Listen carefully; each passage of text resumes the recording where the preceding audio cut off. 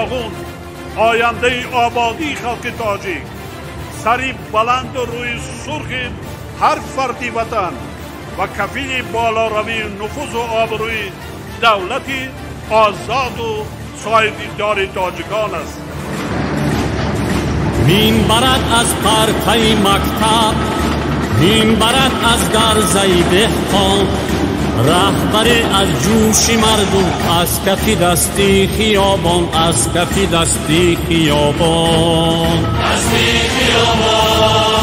مین برد از پرتای مکتب، مین برد از درزه دهقان، رهبر از جوش مردم، از کف دستی خیابان، از کف دستی خیابان. پیشوای ملتی زردوش، پیشوای ملتی مذهب، پیشوای ملتی بزرگ، پیشوای ملتی تاجیک، پیشوای ملتی سینا، پیشوای ملتی عینی، پیشوای ملتی بوسه، پیشوای ملتی تاجیک. کلی 10 میلیون زیاد مردم تاجیکستان همه خوش و چشم و گوشش آورده با شماست. شما بسیار کار ثواب کردید. از دمی آتش گذشتی چون سیاوش، کردی آتش را تو خاموش، از سری سرحد گرفتی هر مهاجر را، در آغوش جنگ را کردی فراموش، کردی فراموش. از دمی آتش گذشتی چون سیاوش، کردی آتش را تو خاموش، از سری سرحد گرفتی هر مهاجر را، در آغوش جنگ را کردی فراموش.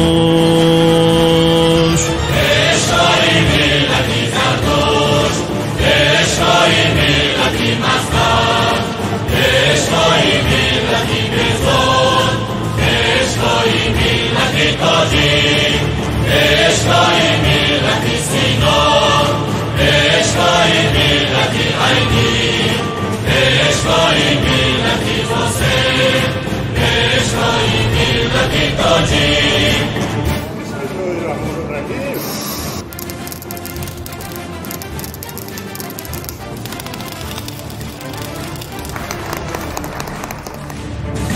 دولتت را کرده کفشه، بستکاری نقبی شرشر، بستکاری نقبی انزا، بستکاری 4 مغزک، بستکاری گیسی راغان، همچو آهن، همچو شویان، همچو گلان.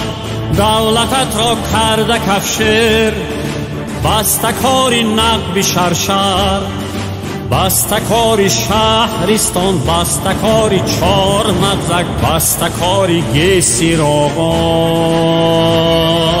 پیشوای ملتی زردوش، پیشوای ملتی مذهب، پیشوای ملتی بزرگ، پیشوای ملتی تاجیک، پیشوای ملتی سینا،